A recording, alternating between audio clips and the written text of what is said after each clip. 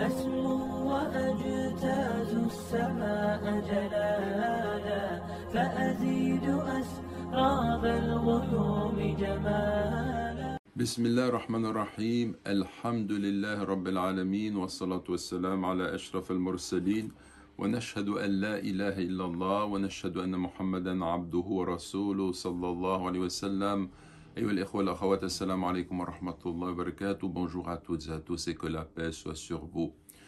Comme il existe trois catégories d'âmes, il existe trois catégories d'individus. La première catégorie est formée de ceux qui sont dominés par le mal qui est en eux, se montrent parfois tyranniques, ou bien ils ne savent pas maîtriser le caractère impétueux de leur vie intérieure quand ils sont conduits à s'écarter du droit chemin.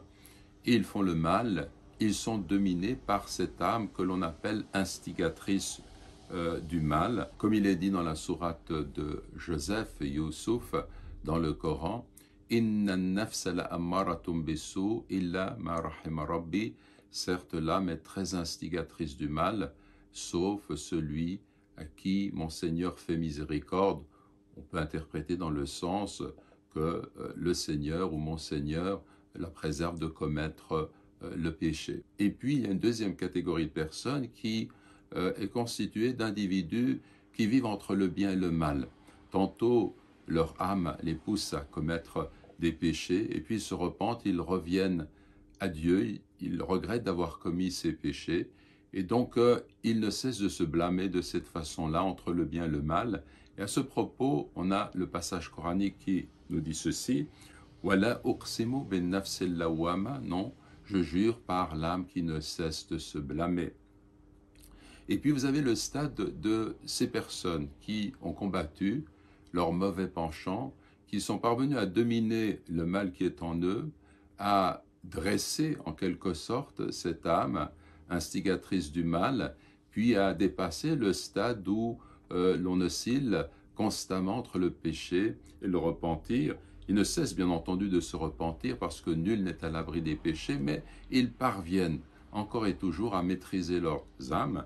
Et de cela, notre Créateur nous parle lorsqu'il s'adresse à eux en disant « Ya ayyatuhan nafsul mutma'inna irji'i ila rabbika radiyatan mardiya » Ô toi, l'âme apaisée, retourne à ton Seigneur satisfaite et agréée. Et donc, ce passage du Coran nous montre que finalement, nous avons là une description de ce que l'être humain peut vivre à travers diverses situations dans son existence lorsqu'il est confronté au mal.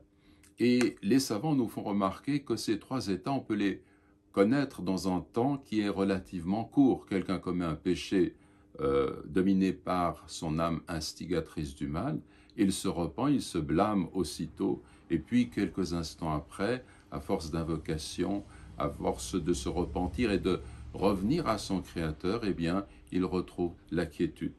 Mais également, on peut considérer que ces trois états de l'âme dessinent pour nous un parcours que nous pouvons suivre sur le chemin de la spiritualité.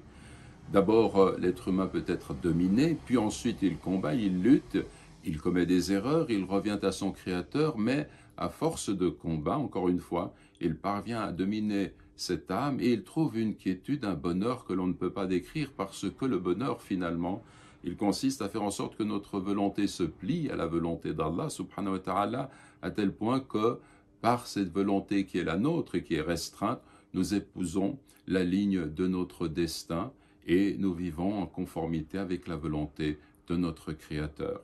Notre prophète nous a mis sur cette voie, sallallahu alayhi wa sallam, lorsqu'il nous a dit « Al-mujahidu man jahada hawahu » hadith notamment rapporté par Abu Daoud et Tirmidhi qui le considérait de bonne et d'excellente authenticité, et aussi rapporté par l'imam Ahmad.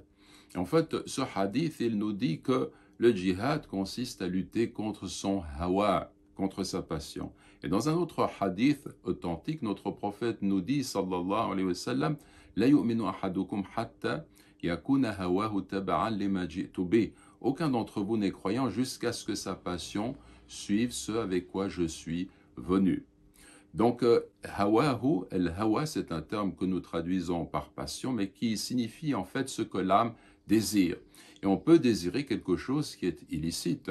On peut aimer quelque chose qui n'entre pas dans l'agrément de notre Créateur. Et donc, dans cette situation, soit on est dominé, on tombe dans l'illicite, on transgresse, soit on parvient à dominer son ego et à soumettre son âme à la volonté de Dieu.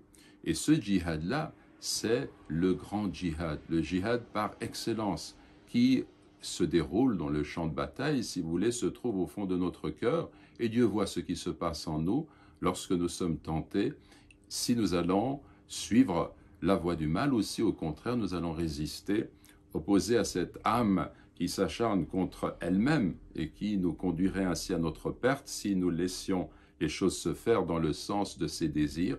Eh bien, il faut au contraire marquer là une volonté de se plier complètement à la volonté du Créateur subhanahu wa ta'ala. Que Dieu fasse que nous soyons de ceux qui suivent cette voie dans le sens d'une soumission réelle et d'un amour profond de notre Créateur et qui trouvent par là même cette quiétude, ce bonheur que tous les êtres humains en fait recherchent. Il se trouve précisément là, dans ce combat intérieur qu'il faut mener et qui fait partie de la condition humaine. Wa jazakumullahu khayran wa assalamu alaykum wa rahmatullahi wa barakatuh. أسمو وأجتاز السماء جلالا فأزيد أسراب الغيوم جمالا